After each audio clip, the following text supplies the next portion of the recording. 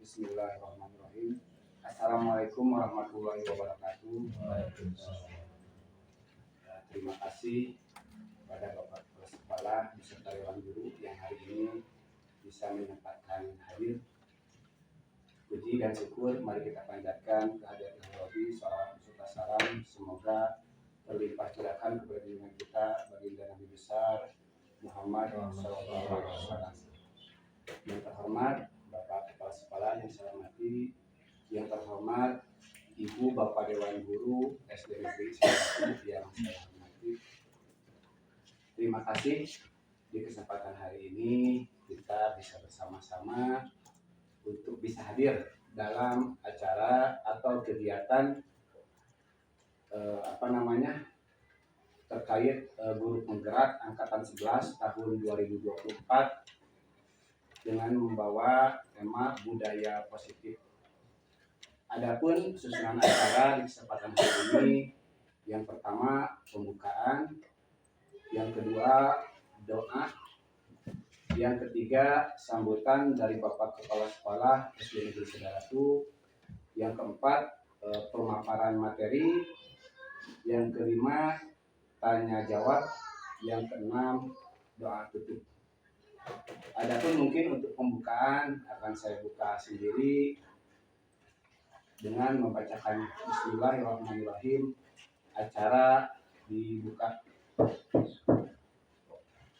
Untuk mempersingkat kegiatan, langsung ke acara yang kedua, yaitu doa yang akan dipimpin oleh Bapak Guru Gunawan SPD.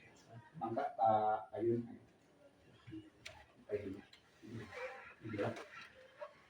Assalamualaikum warahmatullahi wabarakatuh. Kelancaran kegiatan, mari kita berdoa. Allahumma sholli ala sayyidina wa habibina wa safina Muhammad wa sallim wa rasulillah. Amin. Bismillahirrahmanirrahim. Ya Rabbana Allahumma sholli ala sayyidina Muhammad wa ala sayyidina Muhammad. Allahumma inna nas'aluka salamatal fid din wa barakatan fil jasad wa barakatan fil ilmi wa barakatan fil rizqi wa barakatan fil amal rahmatan idam wa barakatan fil amal. Allahumma hawwin alaina sifatan wa qina wa aqina Rabbana atina fid dunya hasanah wa fil akhirati hasanah wa qina adzabannar. Subhanaka rabbil izzati amma yasifun wa salamun alal mursalin walhamdulillahi rabbil alamin. Al-Fatihah.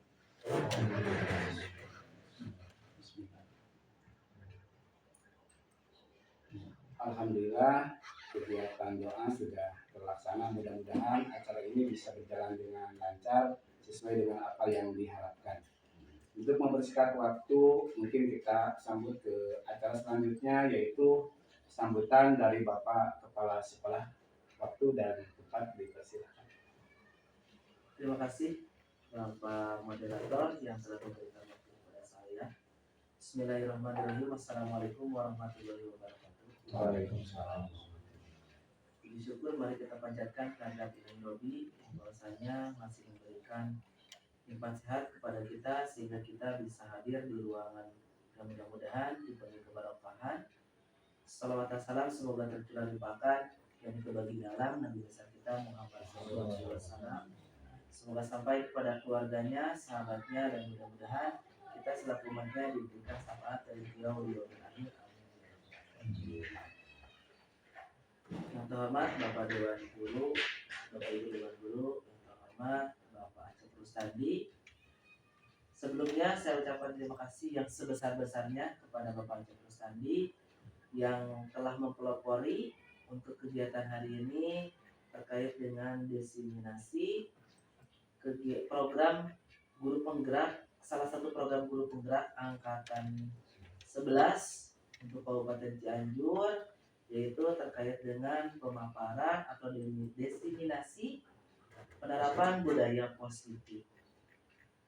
Kenapa saya mengaturkan banyak terima kasih? Karena saya sendiri merupakan alumni dari program tersebut.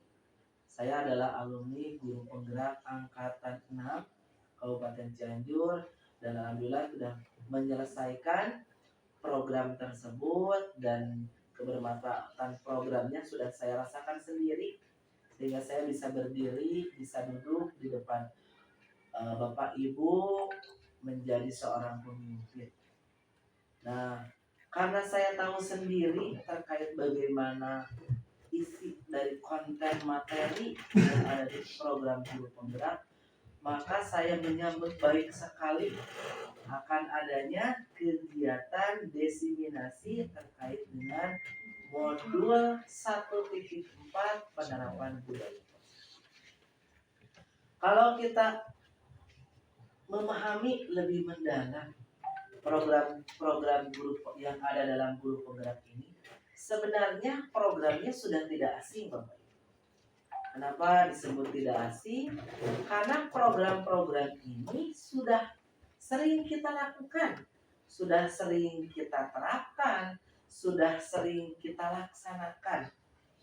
Namun karena kita tidak mengetahui atau belum memahami terkait dengan istilah-istilahnya, maka ketika ada program barunya, yaitu program Guru Penggerak, seolah-olah wah ini program baru, pasti materinya pun baru.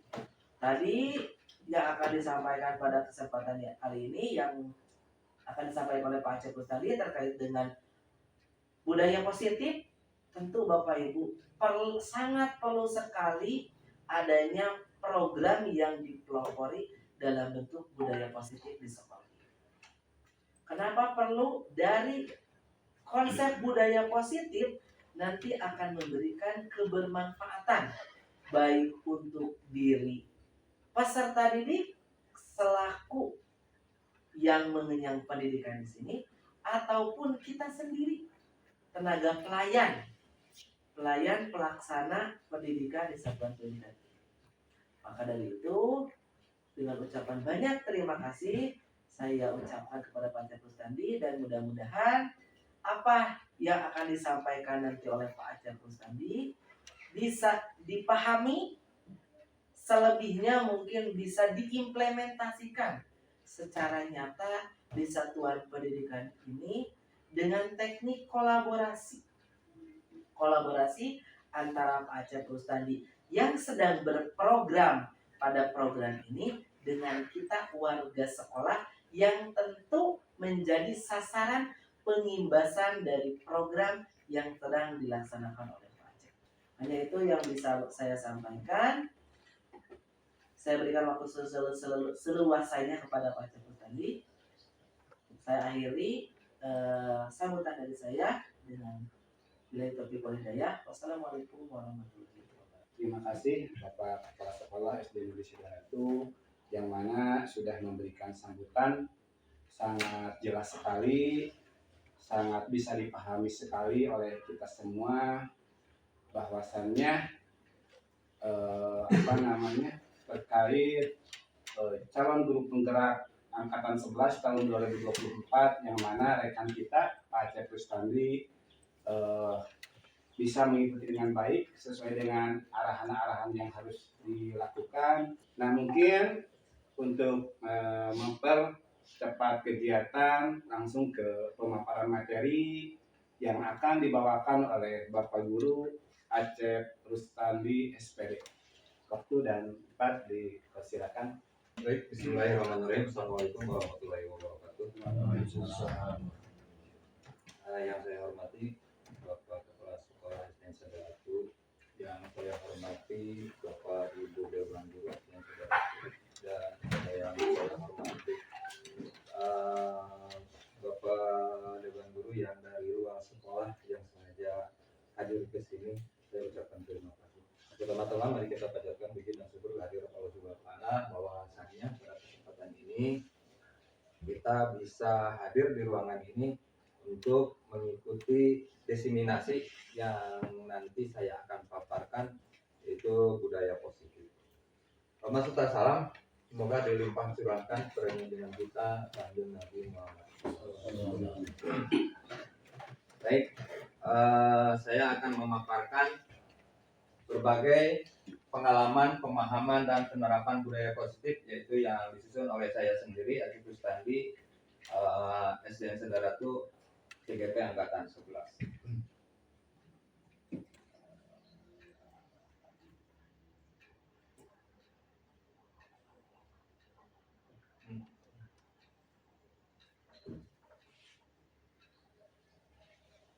Ya, di sini yang pertama, apakah makna budaya positif dan contoh penerapan positif yang telah diterapkan.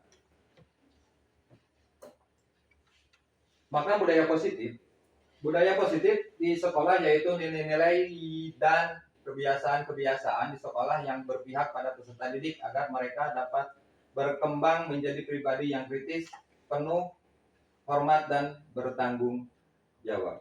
Selanjutnya, contoh penerapan positif yang telah diterapkan misalnya di sekolah kita. Yang pertama yaitu bersikap sopan dan meminta izin pada guru bila akan masuk atau keluar kelas pada saat pembelajaran sebagai wujud menghargai diri sendiri dan orang lain. Nah, di sini bersikap sopan dan minta izin di sekolah kita syukur alhamdulillah sudah diterapkan, di mana setiap datang ke sekolah atau siswa atau murid kalau berhadapan dengan kita mereka selalu sopan ya, dan selalu kalau mau misalkan mau ke kamar kecil atau ke WC mereka sudah meminta izin.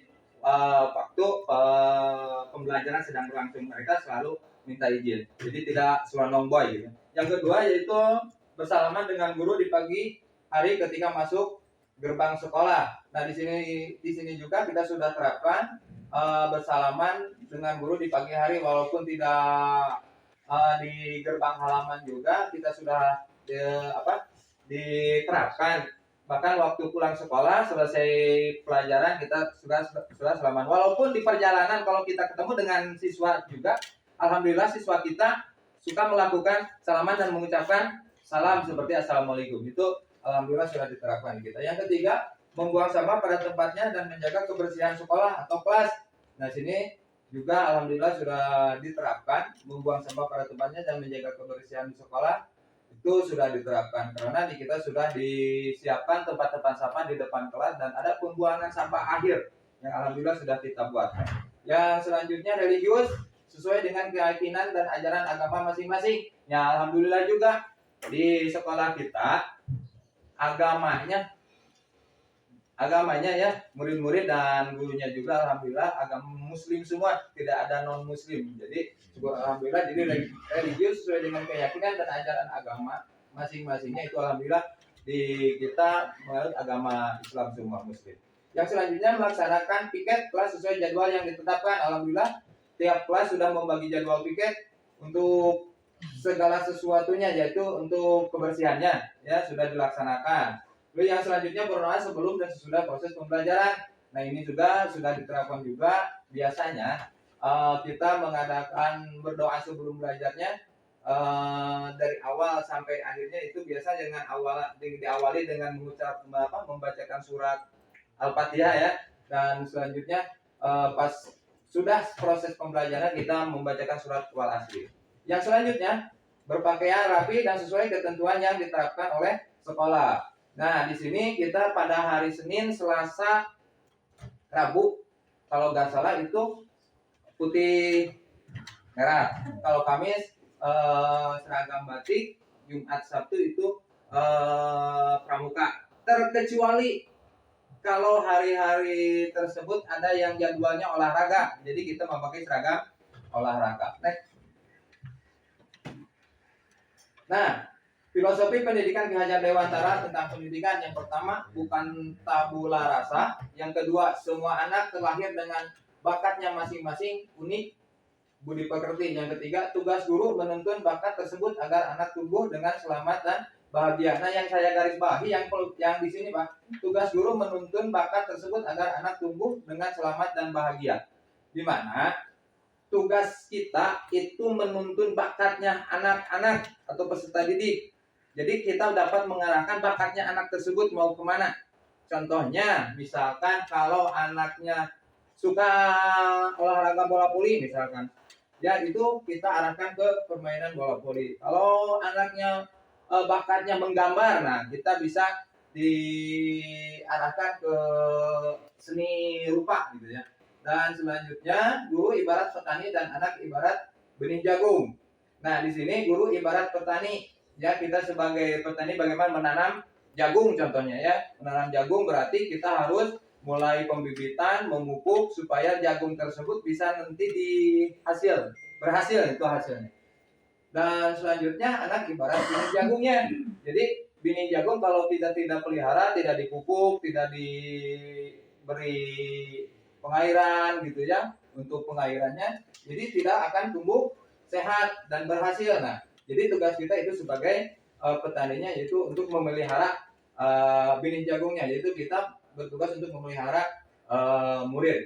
Yang selanjutnya kodrat alam dan kodrat zaman, karena setiap manusia khususnya murid itu kodrat alam dan kodrat zamannya, kodrat alamnya mungkin bawaan, kalau zamannya seperti zaman sekarang ini mungkin murid bisa apalagi dalam sekarang ini, zaman sekarang ini mungkin sudah ada yang namanya teknologi ya, itu kita harus mengimbangi tentang teknologi tersebut. Yang selanjutnya berpihak pada anak. Nah, seperti tadi saya ulas bahwa guru itu harus berpihak pada anak, seperti contohnya kita memerdekakan anak. Jadi belajarnya siswa itu mau apa gitu. Jadi hobinya siswa itu seperti mau apa.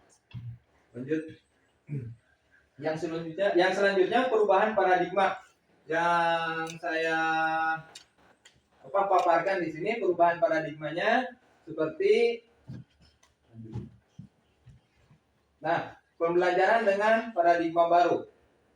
Ya, di sana ada pelajar Pancasila, di mana yang pertama ada beriman, bertakwa kepada Tuhan yang Maha Esa dan berakhlak mulia. Alhamdulillah, kalau di kita itu mungkin alhamdulillah, karena agamanya agama Islam, jadi kita sudah beriman dan bertakwa kepada Tuhan yang Maha Esa dan berakhlak mulia. Yang selanjutnya mandiri. Yang selanjutnya bernalar kritis, berbinekaan global, bergotong royong, dan kreatif. Di sini pembelajaran dengan paradigma baru dirancang berdasarkan prinsip pembelajaran berdiferensiasi, sehingga setiap siswa belajar dengan kebutuhan dari tahap perkembangannya untuk mewujudkan profil pelajar Pancasila. Lanjut. Apa makna disiplin? Apa makna disiplin? Disiplin di sini, lanjut. Nah, yang dimaksud dengan disiplin mengacu pada kemampuan seseorang untuk mematuhi aturan tata tertib dan standar yang ditetapkan. Kata disiplin juga sering dihubungkan dengan hukuman, padahal itu sungguh berbeda, karena belajar dengan disiplin tidak harus memberi hukuman. Justru itu adalah salah satu alternatif terakhir, dan kalau perlu tidak digunakan sama sekali. Jadi misalkan kalau siswa melakukan kesalahan itu tidak perlu dengan hukuman, ya. Jadi bisa menggunakan alternatif yang lain yang nanti saya akan terangkan lagi. Lanjut.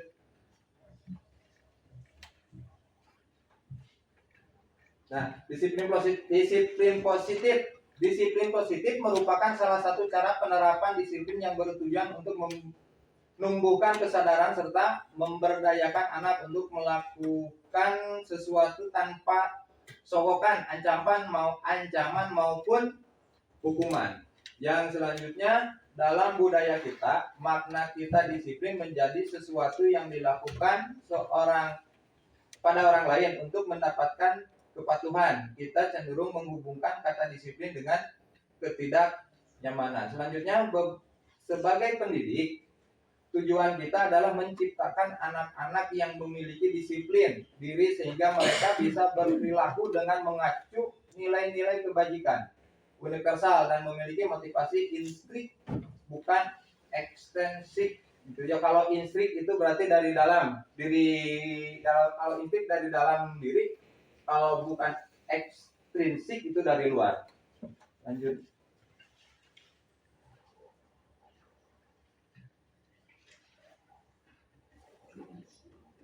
Ki Hajar Dewantara menyatakan bahwa untuk mencapai kemerdekaan atau dalam konteks pendidikan kita saat ini, dan untuk menciptakan murid yang merdeka, syarat utamanya adalah harus ada disiplin yang kuat. Disiplin yang dimaksud adalah disiplin diri yang memiliki motivasi internal. Jadi motivasi dari dalam, ya. Jika kita tidak memiliki motivasi internal, maka kita memerlukan pihak lain untuk mendisiplinkan kita. Contohnya, seperti anak-anak tidak mempunyai motivasi internal dari dalam diri mereka, gitu. Jadi kita sebagai eksternalnya kita, ya. Jadi bisa memberi masukan untuk mendisiplinkan siswa tersebut. Lanjut. Nah, di sini ada teori motivasi, hukuman, dan penghargaan. Teori motivasi perilaku manusia yang pertama untuk menghindari ketidaknyamanan atau hukuman. Di sini ada pertanyaan, apa yang akan terjadi apabila saya tidak melakukannya? Itu masuknya ke motivasi eksternal, jadi motivasi dari luar. Yang kedua, untuk mendapatkan imbalan dari orang lain atau institusi. Ada pertanyaan, apa yang akan saya dapatkan apabila saya melakukannya? Itu motivasi eksternal juga. Yang ketiga, untuk menghargai diri sendiri, menjadi insan sesuai harapan kita. Pertanyaannya, saya akan menjadi orang yang seperti apa bila saya melakukannya? Itu motivasi internal, tujuan disiplin positif. Maksudnya gini, motivasi itu berarti dari diri sendirinya datangnya. Jadi saya akan menjadi orang seperti apa bila saya melakukannya, berarti motivasi internal, tujuan disiplinnya itu dari diri sendiri. Jadi lamun kurang, misalkan siswa lamun hayang pintar teh kudu kumaha meureunna, lamun siswa hayang penghargaan teh seperti kumaha. Jadi itu motivasi internal dari dirinya sendiri. Lanjut. Nah, selanjutnya hukuman. Bentuk sanksi tindakan yang diberikan kepada murid yang melanggar hukum sebagai akibat langsung dari tindakannya. Lanjut. Sementara hukuman adalah konsekuensi negatif atas pelanggaran atau perilaku yang tidak diinginkan. Ini bisa berupa denda, hukuman fisik, atau sanksi lainnya yang diberikan sebagai respon terhadap pelanggaran. Jadi di sini hukuman konsekuensi negatifnya, kalau kita menghukum murid mungkin dapat membekas. Kalau dihukum misalkan murid ditempelin, kalau zaman dulu gitu ya, tempelin gimana itu masih membekas, masih ada dendam lah muridnya. Lanjut. Nah, di sini bagaimana dengan penghargaan? Penghargaan di sini kalau nggak salah yang pertama penghargaan. Nah, di sini penghargaan biasanya merujuk pada bentuk pengakuan atau apresiasi atas pencapaian atau perilaku yang baik. Ini bisa berupa pujian, hadiah, sertifikat, atau pengakuan lainnya atas prestasi seseorang. Penghargaan biasanya di sini kita sudah terbiasa memberikan pada pencapaian anak itu, seperti memberikan motivasinya itu memberikan piagam semacam itu, kita sudah laksanakan. Lanjut. Nah, penghargaan hukuman. Jadi meskipun keduanya dapat memberikan respon terhadap perilaku seseorang, penghargaan lebih bersifat positif, sementara hukuman bersifat negatif. Yang dimaksud di sini penghargaan lebih bersifat positif. Penghargaan kalau kita menghargai karya seseorang itu mungkin positif. Kalau kita memberi hukuman, ya masalah ya matematika ya masalah ngerjakeun, berarti itu budak berarti ada tekanan ke anaknya, jadi tidak mau berkembang. Jadi tidak mau, kadang-kadang murid itu tidak mau belajar lagi gitu. Kalau sifatnya itu ke hukuman. Lanjut. Nah, di sini ada perbedaan hukuman dan konsekuensi. Di mana hukuman yang pertama sesuatu yang menyakitkan harus terjadi. Konsekuensi sesuatu harus terjadi. Nah, hukuman sesuatu yang menyakitkan harus terjadi, yang saya tadi ulas. Ya, kalau kita menempeleng atau mencibir anak itu pasti membekas, masih teringat kalau dia sudah dewasa juga. Yang kedua, membuat anak sakit fisik maupun hati dalam jangka waktu lama. Dendam tadi lamun ku urang diciwit teh mah meureun membekas gitu, berarti dendam lah. Pak Acep mah meureun sok nyiwit gitu. Kayak baheula nyiwit paling aya mah geus gede anjing. Ajak duit biasa segitu dendamna baru. Lalu selanjutnya anak membenci disiplin. Ya, aing enggak mau disiplin kalau lagi disiplin dicarikan, misalnya disiplin dicarikan gitu ya. Yang selanjutnya paksaan. Yang kelima mendorong anak menyakiti diri sendiri.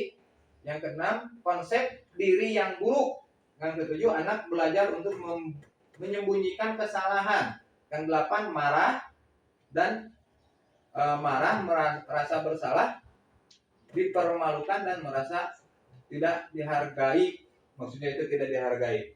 Yang konsekuensinya yang pertama sesuatu harus terjadi. 2 membuat anak merasa tidak nyaman dalam jangka waktu pendek. 3 anak menghargai disiplin. 4 stimulus atau tanggapan. 5 anak belajar untuk mematuhi peraturan. 6 kehilangan hak. 7 dibuat tidak nyaman.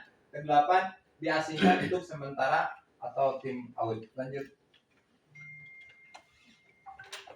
Hukuman dan konsekuensi tindakan guru atau oleh kita yang di sini ada penilaiannya, yaitu hukuman atau konsekuensi.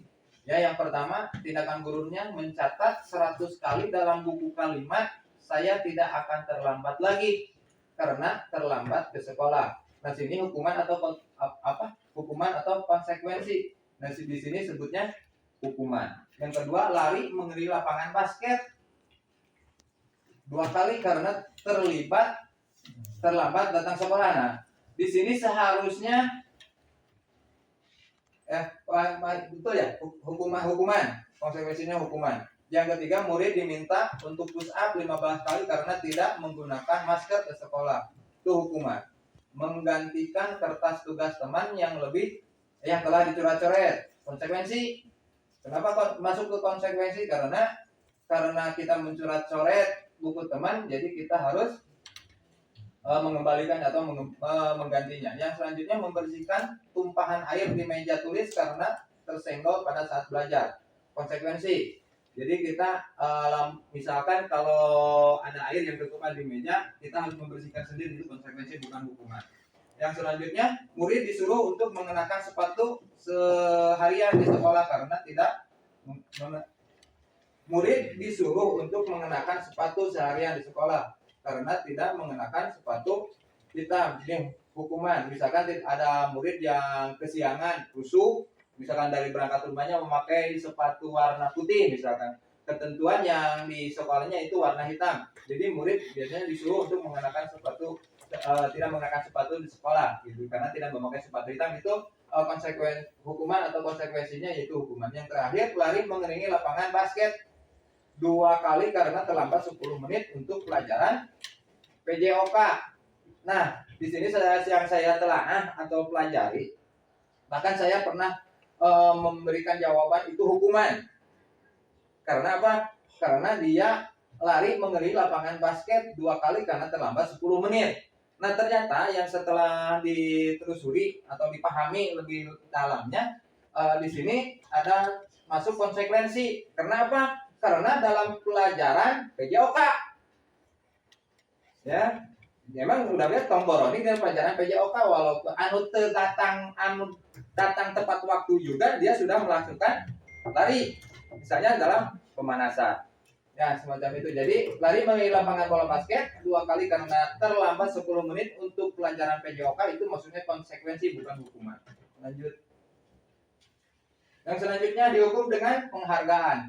Bahwa penghargaan berlaku sama dengan hukuman dalam arti menerima atau membujuk seseorang melakukan sesuatu untuk memenuhi suatu tujuan tertentu dari orang yang meminta atau membujuk. Dorongannya eksternal dan akan ada faktor ketergantungan. Beberapa dampak dari pemberian penghargaan itu menurut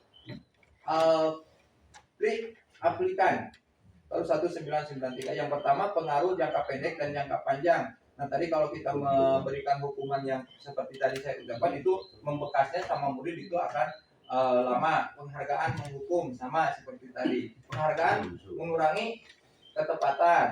Penghargaan tidak efektif. Yang selanjutnya, penghargaan merusak hubungan. Nah, yang saya garis bawahi, penghargaan merusak hubungan di sini seperti gini ya.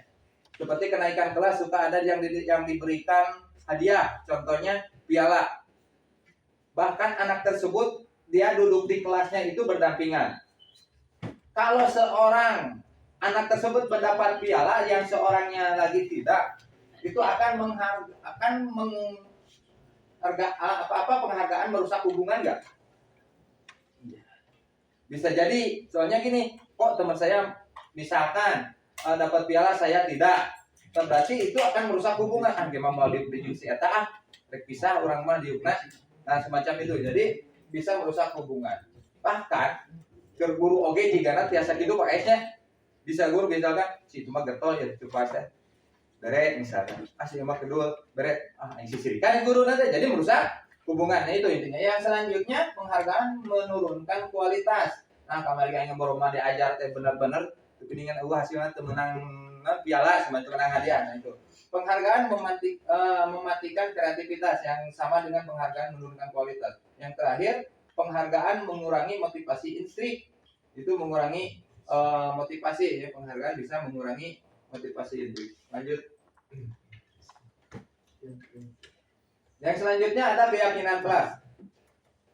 Keyakinan kelas adalah nilai-nilai kebajikan atau prinsip-prinsip universal yang disepakati bersama secara universal, lepas dari latar belakang, suku, negara, bahasa, maupun agama. Menurut Gazan 1998, suatu keyakinan akan lebih memotivasi seseorang dari dalam, atau instrik seseorang akan lebih bersemangat untuk menjalankan keyakinannya daripada hanya sekedar mengikuti serangkaian peraturan. Lanjut. Nah, di sini ada pembentukan keyakinan kelas. Pembentukan keyakinan kelas di sini yang pertama, keyakinan kelas bersifat abstrak daripada peraturan yang lebih rinci dan konkret. Yang kedua, keyakinan kelas berupa pernyataan-pernyataan yang universal. Ketiga, pernyataan keyakinan kelas senantiasa dibuat dalam bentuk positif. Yang selanjutnya yang keempat, keyakinan kelas hendaknya tidak terlalu banyak sehingga mudah diingat dan dipahami. Yang selanjutnya, semua warga kelas sebaiknya ikut berkontribusi dalam membuat kegiatan kelas lewat curah pendapat. Yang terakhir,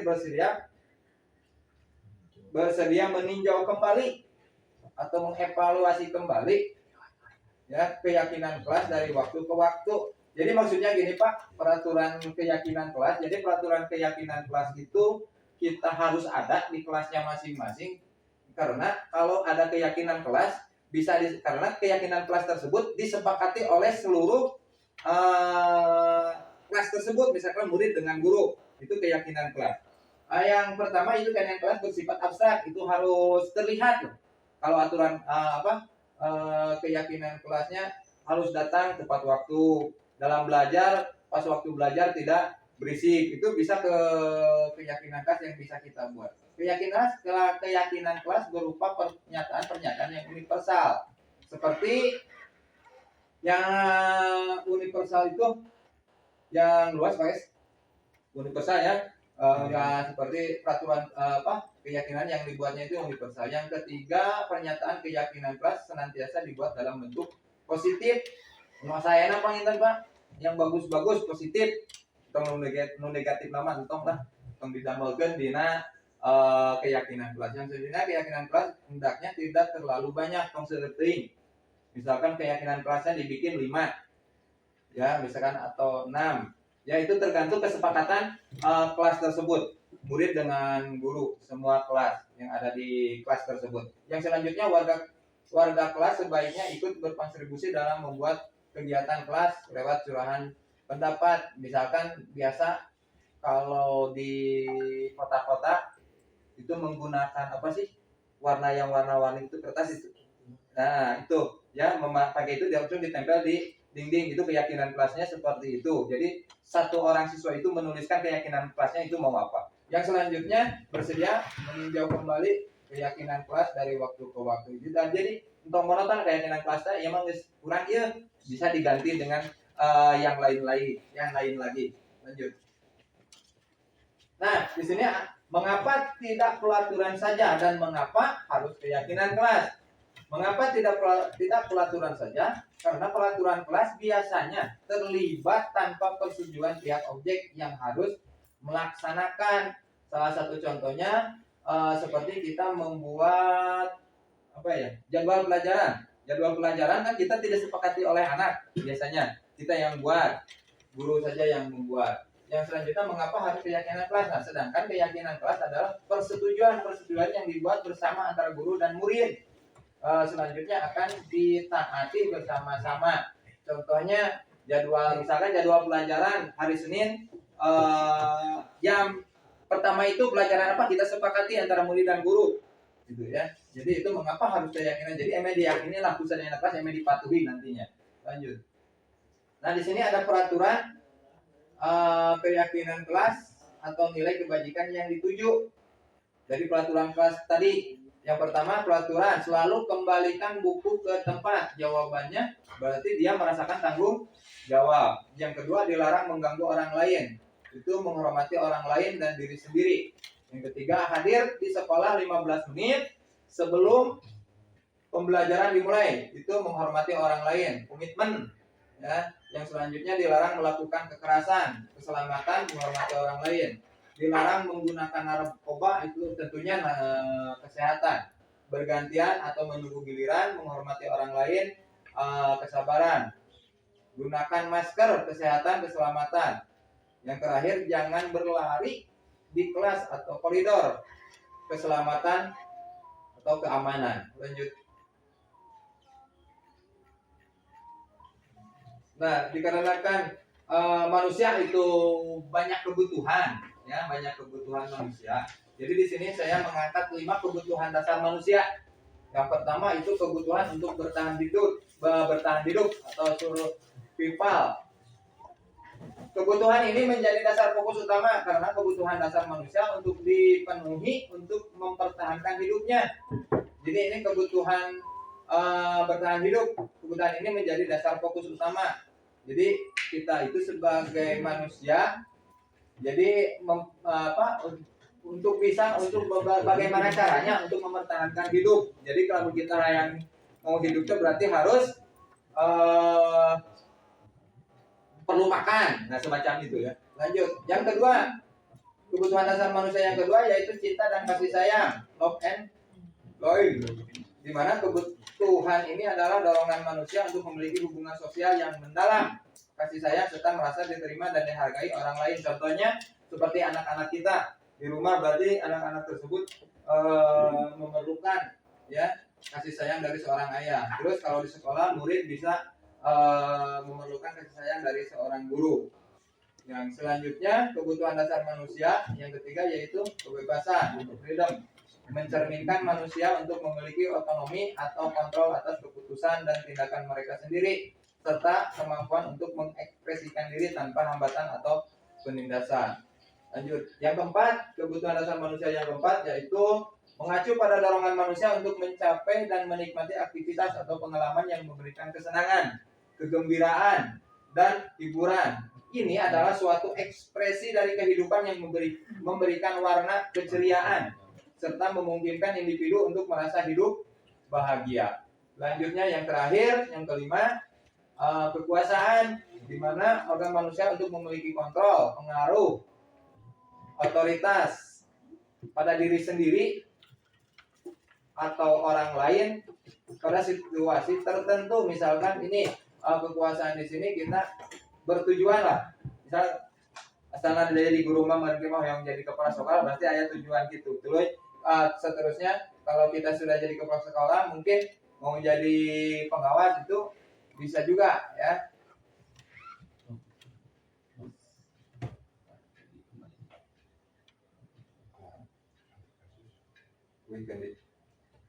Ya, lanjut. Di sini ada contoh kasus. Ibu Ani, guru kelas 5 di SD Pelita Hati, sedang bingung menghadapi pula salah satu murid di kelasnya. Agus, beberapa anak telah datang dan mengeluhkan Agus yang seringkali meminta bekal makan siang mereka dengan paksa. Jika Anda menghadapi situasi seperti Ibu Ani, apa yang akan Anda lakukan? Menurut Anda, kira-kira apa alasan Agus melakukan hal itu? Ini contoh kasus ya Pak. Lanjut. Masih dalam contoh kasus yang tadi, tulisan yang tadi, dalam konteks penerapan disiplin positif, Ibu Ani sebaiknya mencari tahu alasan Agus melakukan tindakan tersebut agar mengetahui kebutuhan mana yang sedang berusaha dipenuhi Agus. Yang pertama, apabila jawaban Agus karena ia lapar dan orang tuanya tidak membawakan bekal, maka makan siang, kebutuhannya adalah bertahan hidup. Apabila jawaban Agus karena ia senang temannya jadi memperhatikannya dia, berarti kebutuhannya Agus itu adalah cinta dan kasih sayang, kebutuhan untuk diterima. Yang ketiga, apabila jawaban Agus adalah dia merasa hebat karena temannya jadi takut dan menuruti kegiatannya, berarti kebutuhan Agusnya adalah penguasaan, pengakuan atas kemampuannya. Yang selanjutnya, apabila jawaban Agus karena dia merasa bosan dengan bekal yang dibawakan ibunya karena selalu membawakan bekal yang sama, kebutuhan Agusnya tersebut adalah kebebasan atau kebutuhan akan pilihan. Jadi bosan cina jadi wae dan gitu yang ganti menuna semacam itu. Yang terakhir, apabila jawaban Agus adalah karena iseng saja dia menikmati ekspresi wajah temannya yang kesal karena diambil makanannya, kebutuhan Agus tersebut adalah kesenangan. Lanjut. Nah, di sini dalam kasus yang tadi kita diadakan posisi kontrol, di mana posisi kontrol yang pertama yaitu lanjut. Nah, 5 posisi kontrol. Yang pertama yaitu penghukum. Penghukum bisa melakukan hukuman fisik maupun verbal. Salah satu contohnya patuhi peraturan sekolah dan berdiri di depan tiang bendera. Itu kan zaman dulu ya Pak. Jadi lamun aya telat, aya nu kanggo teh sudah ditangtungkeun lah di lapang gitu. Itu 5 posisi kontrol yang pertama yaitu penghukum. Next. Yang kedua, membuat merasa bersalah. Biasanya guru akan bersuara lebih lembut. Contohnya, beberapa kali Bapak harus memberitahu kamu, Bapak kecewa sama kamu. Itu sebagai membuat merasa bersalah. Yang selanjutnya, 5 posisi kontrol yang ketiga, itu sebagai teman. Guru pada posisi ini tidak akan menyakiti murid, namun akan tetap berupaya mengontrol murid melalui persuasi. Salah satu contohnya, ayolah yang tertib buat Bapak guru bangga. Kali ini tidak apa-apa kalau salah. Yang selanjutnya, nah ini yang kelima, kalau nggak salah pemantau, memonitor atau mengawasi. Contohnya kamu sudah melanggar apa peraturan dan konsekuensinya. Nah ini yang terakhir ya. Mohon maaf, ini yang terakhir. 5 posisi kontrol yang tadi, ini yang terakhir yang manajer, sebagai manajer. Posisi mentor, di mana guru membuat sesuatu bersama murid dan mempersilahkan murid mempertanggungjawabkan perilakunya, mendukung murid untuk dapat menemukan solusi atas permasalahannya sendiri. Nah, salah satu contohnya, apa kamu tahu kesalahan kamu? Kira-kira bagaimana kamu akan memperbaiki kesalahannya? Nah, selanjutnya. Nah, dalam 5 posisi kontrol tadi, Pak, semuanya harus terangkum, harus kita bisa terapkan. Karena apa? Kalau misalkan kita dalam menghadapi masalah murid, kalau kita mengambil 1 posisi kontrol aja, seperti ini biasanya kita sebagai teman, itu bisa saja dilakukan sebagai teman untuk merangkul yang melakukan kesalahan, ya. Tapi itu tidak bisa mudah menjadi disiplin juga, ya. Jadi kelima-limanya harus kita terapkan. Yang selanjutnya, perubahan paradigma stimulus respon dan teori kontrolnya. Bisakah kita mengontrol seseorang? Stimulus atau respon, stimulus respon. Terus teori kontrolnya. Yang pertama, stimulus respon. Kita mencoba mengubah orang agar berpandangan sama dengan kita. Teori kontrolnya, kita berusaha memahami pandangan orang lain tentang dunia. Yang kedua, perilaku buruk dilihat sebagai suatu kesalahan. Itu teori kontrolnya, semua perilaku memiliki tujuan. Yang ketiga, orang lain bisa mengontrol saya. Teori kontrolnya hanya Anda yang bisa mengontrol diri Anda. Yang keempat, saya bisa mengontrol orang lain. Itu teori kontrolnya, Anda tidak bisa mengontrol orang lain. Yang kelima, pemaksaan ada pada saat rujukan gagal. Itu teori kontrolnya, kolaborasi dan kesepakatan menciptakan pilihan-pilihan baru. Yang terakhir, model berpikir. menang atau kalah, model berpikir menang terus gitu ya. Jadi dari kontrolnya itu. Lanjut. Nah, di sini ada bahkan posisi kontrol. Motivasi, identitas gagal atau kontrol dari luar. Yang selanjutnya identitas berhasil atau sukses, kontrol dari luar. Yang selanjutnya identitas berhasil, sukses, kontrol diri. Nah, di sini yang pertama identitas gagal atau kontrol dari luarnya, menghindari hukuman. Terus identitas berhasil atau sukses, kontrol dari luarnya, mengharapkan imbalan atau ketergantungan pada orang lain. Yang terakhir identitas keberhasilan atau sukses, kontrol dirinya itu menghargai diri sendiri. Yang pertama, di sini ada guru berbuat, ya, guru berbuat, menghindari hukuman. Yang pertama, penghukum, membuat merasa bersalah. Dalam identitas gagal, kontrol dari luarnya, menghindari hukuman. Yang pertama, kasusnya guru membuat, penghukum, menghardik. Nah, menghardik, menunjuk-nunjuk, menyakiti, menyindir, itu masuk karena hukuman. Yang selanjutnya membuat merasa bersalah, berceramah dan mengatakan seharusnya ibu kecewa. Yang kedua, guru berkata, kalau kamu tidak melakukannya, awas ya, rasakan. Nah, membuat rasa bersalahnya, seharusnya kamu sudah tahu ibu telah sekali mengatakannya, ibu stres. Hasilnya, yang dalam bentuk hukumannya memberontak, menyalahkan orang lain atau berbohong, membuat merasa bersalahnya, menyembunyikan, menyangkal atau berbohong. Kaitan dengan dunia berkualitasnya, hukuman murid meletakkan guru di luar dunia berkualitas. Membuat merasa bersalahnya yaitu murid meletakkan guru di dalam dunia berkualitas. Murid berkata, biarkan saja, nanti juga marah-marah lagi. Nah, membuat merasa bersalahnya, maafkan saya.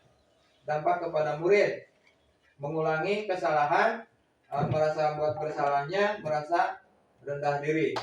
Terus guru berbuat dalam identitas berhasil, sukses, kontrol dari luarnya, mengharapkan imbalan atau ketergantungan pada orang lain sebagai teman atau pemantau.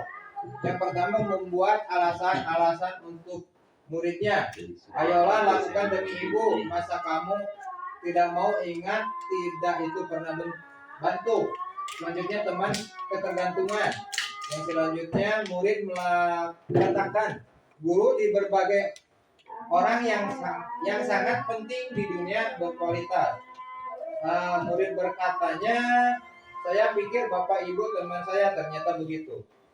Dampak pada murid, lemah, tidak berdiri, tidak lemah, tidak mandiri dan tergantung. Pemantau, sebagai pemantau, menghitung dan mengukur. Yang kedua, apa peraturannya? Yang ketiga, menyesuaikan diri bila diawasi. Murid meletakkan guru, peraturan dan hukuman di dunia berkualitas. Murid berkatanya dalam identifikasi berhasil, sukses, kontrol dari luarnya, itu berapa banyak bintang yang saya harus peroleh, berapa halaman yang harus saya tulis. Yang terakhir, dampak pada muridnya, yang bentuk pemantau itu menitip beratkan pada sanksi atau hadiah untuk dirinya. Nah, yang terakhir, identitas keberhasilan, sukses, kontrol dirinya. Guru berbuat, itu manajer mengajukan pertanyaan-pertanyaan. Yang kedua, guru berkata, apa yang kita yakini, apa yang bisa kau kerjakan untuk memperbaiki masalah ini. Yang ketiga, hasil menguatkan pribadi. Yang selanjutnya, kaitan dengan dunia berkualitas, murid melakukan dirinya sebagai individu yang positif dalam dunia berkualitas.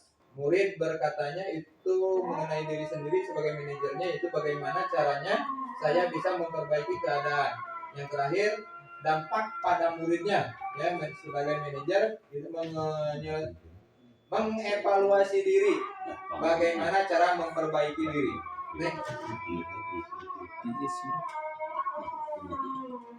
Nah, di sini untuk menggali informasi, saya ada menjalankan restitusi, ya, restitusi. Di mana apa itu restitusi? Restitusi adalah proses menciptakan kondisi bagi murid untuk memperbaiki kesalahan mereka sehingga mereka kembali ke kelompok mereka dengan karakter yang lebih kuat. Itu menurut dosen tahun 2024. Lanjut. Nah, di sini ada 9 ciri-ciri restitusi. Yang pertama, bukan untuk menembus kesalahan, namun untuk belajar dari kesalahan. Yang kedua, memperbaiki hubungan. Yang ketiga, tawaran bukan paksaan. Yang keempat, restitusi menuntun untuk melihat ke dalam diri. Kelima, restitusi mencari kebutuhan dasar yang mendasari tindakan. Yang keenam, restitusi diri adalah cara yang paling baik untuk memperbaiki diri. 7, restitusi fokus pada karakter bukan tindakan. 8, restitusi fokus pada solusi. 9, restitusi mengembalikan murid yang berbuat salah kepada kelompoknya. Nah, di sini ada bagan segitiga restitusi. Yang pertama, menstabilkan identitas. Yang kedua, validasi tindakan yang salah. Yang ketiganya, menanyakan keyakinan. Salah satu contohnya, menstabilkan identitas. Setiap orang pasti pernah melakukan kesalahan. Kamu bukan satu-satunya yang pernah melakukan kesalahan ini. Dalam bentuk validasi tindakan yang salahnya, adakah cara yang lebih efektif? Kamu tentu punya alasan mengapa melakukan itu. Adakah cara yang lebih baik, efektif untuk mendapatkan apa yang kamu butuhkan? Menanyakan keyakinannya, nilai-nilai apa yang telah kita sepakati. Kamu ingin menjadi orang yang seperti apa? Itu bagian segitiga restitusinya. Lanjut. Nah, alhamdulillah kemarin saya sudah menyelesaikan kasus dengan segitiga restitusi. Itu dikarenakan ada keterkaitan atau melibatkan murid. Alhamdulillah kemarin saya sudah menyelesaikannya.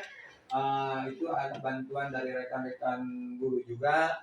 Saya juga meminta izin kolaborasi dengan rekan guru dan khususnya dengan Bapak Kepala Sekolah kemarin minta izin untuk mengadakan restitusi ini. Ini dokumen pas kemarin restitusi. Mungkin pemaparan materi dari awal tentang budaya positif khususnya di SDN Sedaratu dicukupkan sekian. Mudah-mudahan budaya positif di kita di SD kita lebih meningkat lagi, lebih berkembang lagi. Dan apa yang saya paparkan tadi menjadi motivasi buat Bapak Ibu guru khususnya SDN Sedaratu dan bagi saya sendiri itu motivasi dan bisa mengembangkan atau kata tadi pas sambutan Bapak Kepala Sekolah, kita bisa mengimplementasikan ya, bisa mengamalkan dan memperbaiki atau mengembangkan lagi tentang budaya positif khususnya di sekolah SDN Sedaratu. Mungkin pemaparan dari saya dicukupkan sekian, kurang dan lebihnya mohon maaf, ataupun dalam kata-kata penyampaiannya ya tidak berhubungan atau tidak sesuai, mohon maaf yang sebesar-besarnya. Mungkin hanya itu yang bisa saya sampaikan dan saya kuasai dalam materi ini. Mohon maaf bila ada kekurangan atau kelebihannya. Assalamualaikum warahmatullahi wabarakatuh.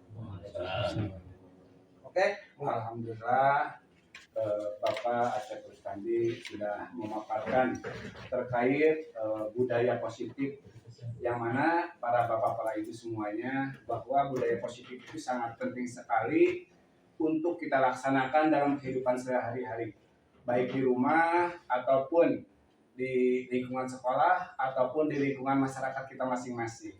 Karena kedisiplinan itu adalah awal dari segalanya untuk mencapai kesuksesan untuk kita. Nah, mungkin para bapak ibu guru semuanya terkait pemaparan yang tadi disampaikan, manakala ada yang belum paham atau belum mengerti, boleh dipertanyakan. Enggak, Pak Gunawan, Pak Acep, Ibu Irma, Billy, Pak Denarasken, atau ada yang dipertanyakan, silakan. Sebentar Pak, sedikit ada hal yang menjadi untuk diri saya sendiri terkait dengan pemaparan materi yang sangat luar biasa sudah disampaikan oleh Pak Acep Rustandi. tadi Pak Acep Rustandi menjelaskan terkait dengan pola disiplin positif. Lalu ada sebuah tayangan di mana penjelasannya bahwasanya budaya positif diterapkan salah satu contohnya dengan membuat keyakinan kelas. Nah, ketika pembuatan keyakinan kelas dalam konteks budaya positif, itu kan ada aturan main yang harus dijalankan. Nah, ketika menjalankan aturan main tersebut, ikatannya yang baik itu mengikat kepada siapa saja. Contoh misalnya, datang tepat waktu. Apakah ikatan dari budaya positif tersebut hanya mengikat pada konteks peserta didik saja sebagai sebagai objek pembelajar, atau memang yang melakukan pembuatan keyakinan kelas tersebut juga bertanggung jawab untuk menepati hal tersebut? Terima kasih. Terima kasih untuk pertanyaan yang sudah mungkin masukan atau bahkan bisa masuk ke pertanyaan juga. Baik, saya akan jawab sebisa dan yang sudah dipahami oleh saya sendiri. Yang dimaksud kesepakatan di sini, Pak, yang dimaksud dengan keyakinan kelas. Kalau keyakinan kelas itu maksud dan tujuan di sini mungkin dari kelas 1 sampai kelas 6 itu ada yang namanya kewajiban kelas yang dibuat oleh guru dan murid yang ada di kelas tersebut. Misalkan murid kelas 5 misal, jumlah murid 10 orang atau 15 orang dan 1 orang guru, berarti jumlah 16 orang, jadi 16 orang misalkan. Ya, berarti yang membuat keyakinan kelas dan harus dipatuhi keyakinan tersebut berarti oleh 16 orang tersebut. Kalau seandainya budaya positif di luar lingkup ruang kelas, misalkan bukan keyakinan kelas tapi budaya positifnya di lingkungan sekolah, berarti kalau di lingkungan sekolah itu mencakup seluruh warga sekolah. Contohnya berarti di sana warga sekolah itu ada guru, ada siswa, bahkan orang tua juga bisa datang ke sekolah tapi dengan aturan yang sudah disepakati oleh kita bersama. Contohnya peraturan keyakinan sekolah di Sedaratu ini seperti ini. Seandainya salah satu contoh yang pertama masuk 7.30 misal, yang untuk warga sekolahnya. Untuk yang guru berarti warga sekolah itu ada guru, ada murid.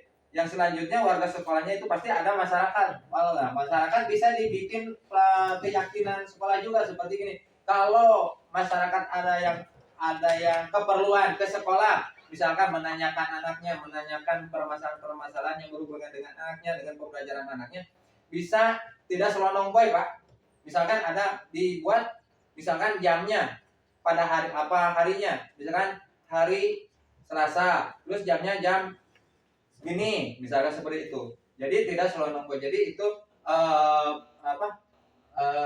keyakinan sekolah. Itu Pak, mungkin yang bisa saya paparkan, yang bisa jawab. Oh, jadi ketika salah satu ruang kecil dibuat keyakinan dalam kelas yang membentuk misalnya guru dan peserta didik, Ya. jadi indeksnya itu harus ditepatinya bukan oleh peserta didik. Semua. Berarti semua. Ya. Terima kasih Pak atas pemaparannya. Mudah-mudahan hal tersebut bisa diimplementasikan oleh masing-masing kelas dan teknik hal tersebut bisa diikuti mungkin oleh guru-guru yang lain agar terjadi sinkronus yang baik yang menghasilkan peserta didik sesuai dengan harapan yang tertera dalam visi dan misi. Terima kasih. Mungkin dari rekan-rekan guru yang lain ada yang perlu dipertanyakan, dipersilakan. Bu Ilma, Pak Yana, cukup. Nah, alhamdulillah. Mudah-mudahan apa yang sudah dipaparkan oleh Pak Sandi mudah-mudahan bisa membawa manfaat untuk kita semua untuk kedepannya terkait dengan budaya positif khususnya dalam segi kedisiplinan. Nah, untuk tanya jawab mungkin ditutup, dan selanjutnya doa tutup, yang mana doa tutup ini mungkin kita bersama-sama mengucapkan alhamdulillah, dan acara ini kita tutup alhamdulillah.